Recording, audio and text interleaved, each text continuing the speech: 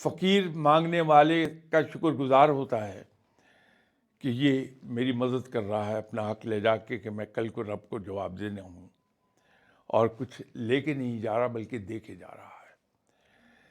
तो दुनियावी डायमेंशन से और मुसलमान होने के रिश्ते से दोनों बड़ी मुख्तलिफ चीज़ें हैं।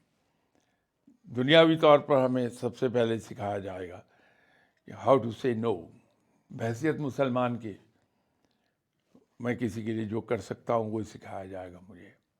मेरे ख्याल में तो बीबी, अगर मुझसे आप पूछेंगी तो मैं आपसे ये गुजारिश करूँगा कि नो कहना ना सीखिए बल्कि अल्लाह से ये दुआ कीजिए कि या बारी ताला मुझे तू इतना वसी रिज़्क़ अता फरमा दे, मैं इससे तेरे बंदों की खिदमत किया करूँ।